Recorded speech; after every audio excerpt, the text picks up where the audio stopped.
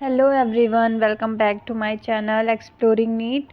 कैसे हो आप सब लोग? आई होप आप लोग बहुत अच्छे होगे एंड बहुत अच्छा कर रहे होगे अपने लाइफ में, एंड आपकी हेल्थ भी बहुत अच्छी होगी एंड प्रिपरेशन भी अच्छी चल रही होगी, क्योंकि चलनी ही चाहिए, बहुत कम टाइम बचा है अब तो। एज यू नो गाइज, मेरे चैनल में 21 डेज़ का चैलेंज चल रहा है।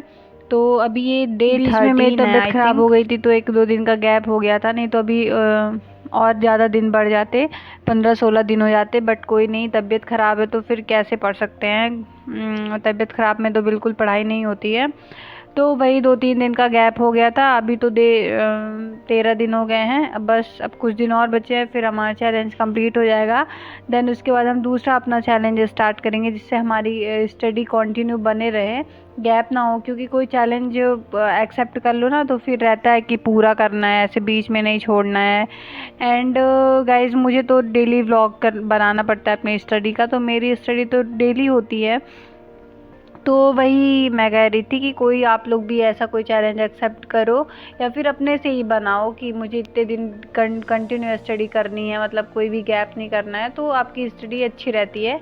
तो गाइज़, मैंने पहले वही अपना स्टार्ट किया। पहले मैंने टू डू लिस्ट बनाई, एंड टू डू लिस्ट में करंट इलेक्ट्रिसिटी का एक लेक्चर फिजिक्स में, एंड एक lecture moving and magnetism and moving charge का एक लेक्चर।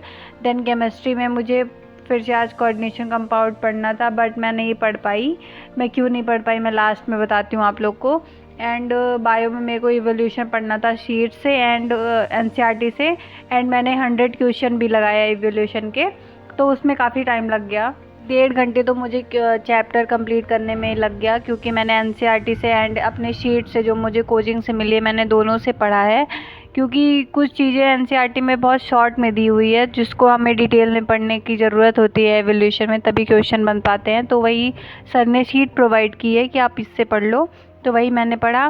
देन इसके बाद मैंने एनसीईआरटी पढ़ा, तो 1-1.5 घंटे इसमें लग गए। फिर मैंने 100 क्वेश्चन सॉल्व किए, तो उसमें 1 घंटे लग गए, क्योंकि 100 क्वेश्चन थे तो 1 घंटे तो लगना ही था, ऑब्वियस सी बात है। तो वही गाइस, एंड जो ये इवोल्यूशन चैप्टर में इसमें जो डायग्राम दिए हुए हैं, उसमें उसको आप लोग को ज़रूर पढ़ना है। क्योंकि लास्ट ईयर 2022 में भी एक क्वेश्चन आया था, डायग्राम के ही क्वेश्चन आए थे, जो उधर प्लेसेंटल मैमल एंड मार्शुपियल मैमल जो दिए हुए हैं ना, उनको मिक्स करके क्वेश्चन आ गया था एक इवोल्यूशन से। इसके पहले ऐसा क्वेश्चन कभी नहीं आया था, बस लेकिन लास्ट ईयर पूछ लिया गया था। तो अब हमें इसको भी याद करना पड़ेगा कि कौन से एनिमल्स मार्शुपियल में आते हैं, कौन से प्लेसेंटल में आते हैं।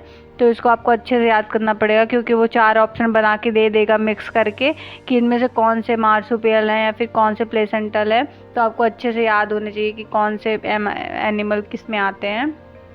सो या गाइस, एंड ये जो ग्राफ दिख रहा है ना, ये 3 ग्राफ हैं, स्टेबलाइजिंग, डिसरप्टिव एंड डायरेक्शनल। तो इनको भी आपको अच्छे से पढ़ना है, इससे भी क्वेश्चन आ जाते हैं। इसमें कौन कौन से एग्जांपल फिट होते हैं ये भी आ जाता है। जैसे स्टेबलाइजिंग में बेबी का वेट हो गया, एंड ऐसा हाइट हो गया, ये सब आते हैं एग्जांपल्स, तो इसको पढ़ना है। देन इसके बाद मैंने इवोल्यूशन की शॉर्ट नोट बनाई है। जो लास्ट में इसमें 2 डायग्राम दिए हुए हैं ना, जैसे पीरियड्स के दिए हुए हैं कि जूरासिक पीरियड्स, ये सब के जो डायग्राम दिए हुए, तो डायग्राम में इतना क्लियर बताया नहीं गया है एनसीईआरटी में। तो इसमें सर ने मेरे सीट में अलग अलग करके लिखवाया हुआ है, तो इसी का मैं शॉर्ट नोट बना रही थी, आप लोग देख सकते हो।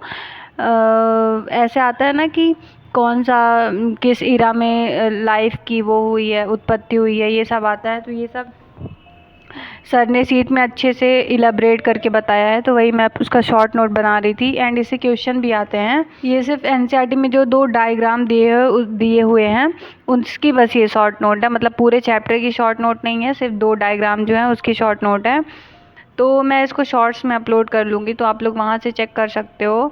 काफ़ी हेल्पफुल है ये, एंड इससे क्वेश्चन आते हैं तो आप आराम से बन जाते हैं। बाकी आप इसको एनसीईआरटी से पढ़ोगे तो बिल्कुल भी समझ नहीं आएगा, उसमें बहुत एकदम कंजस्टेड करके दे दिया गया है। तो वही गाइस, देन इसके बाद मैंने फ़िज़िक्स पढ़ना स्टार्ट किया है। और फिज़िक्स में कल मेरा टेस्ट है संडे को, तो इसमें पूरा मैग्नेटिज्म एंड मूविंग चार्ज आ रहा है, तो उसको पढ़ना ज़रूरी है, काफ़ी बड़ा चैप्टर है ये।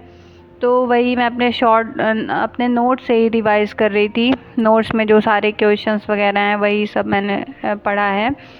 एंड इस वाले जो मैं नोट्स बना रही हूँ इसमें मेरे दोनों मतलब मेरे कोचिंग के भी रहते हैं क्वेश्चंस, जो मैं ऑफलाइन कोचिंग जाती हूँ उसका भी नोट्स है, एंड मैं जो अलग सर के वीडियोस देखती हूँ डिटेल लेक्चर, उसके नोट्स भी मैं इसी में बनाती हूँ, मतलब एक ही कॉपी में, जिससे मुझे 2 कॉपी में बार बार भटकना ना पड़े कि एक पहले इस कॉपी से पढ़ो फिर उस कॉपी से पढ़ो। ऐसा नहीं, मैं एक ही कॉपी में मतलब बनाए ले रही हूँ दोनों के।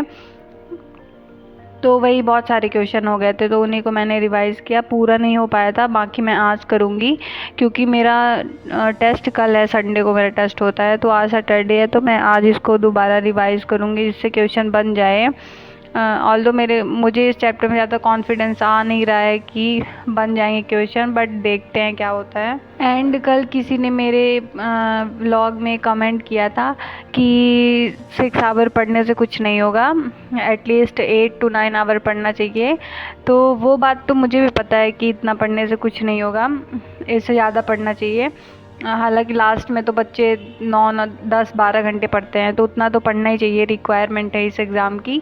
बट जैसा मैंने अभी बताया आपको कि मैं ऑफ़लाइन कोचिंग जाती हूँ तो मुझे इतना टाइम अभी मिल नहीं पा रहा है क्योंकि मेरी 3 बजे तक तो क्लासेस ही रहती हैं, सुबह 8 बजे से लेके, तो 3 बजे तक मेरी क्लासेस रहती है। उसके बाद मैं 3:30 तक घर पहुँचती हूँ, थोड़ी रेस्ट वेस्ट करती हूँ, देन उसके बाद 5 साढ़े 5 6 तक मैं पढ़ने बैठती हूँ, तो 12 साढ़े 11 12 तक पढ़ती हूँ। तो इसलिए मेरे को इतना टाइम नहीं मिल पा रहा है। अभी तक मेरी जब तक कोचिंग है तब तक मुझे इतना ही टाइम मिल पाएगा, फिर जैसे जैसे कोर्स कंप्लीट होता जाएगा तो फिर सेल्फ स्टडी का टाइम और बढ़ाऊँगी। तो वही गाइस, आई थिंक उनको पता नहीं होगा कि मैं ऑफलाइन कोचिंग जाती हूँ, बट देन गाइस मैंने केमिस्ट्री पढ़ा नहीं क्योंकि मुझे लास्ट रात को फीवर आ गया था। हालांकि सुबह से मेरी तबीयत ख़राब लग रही थी, बट लास्ट में क्या हुआ कि नाइट में मेरे को फीवर आ गया था। उसके बाद मैंने दवाई ली एंड थोड़ा दूध पिया, मेडिसिन लिया, देन उसके बाद मैं सो गई थी क्योंकि बिल्कुल भी हिम्मत नहीं बची थी कि मैं आगे कंटिन्यू कर पाऊँ। सो या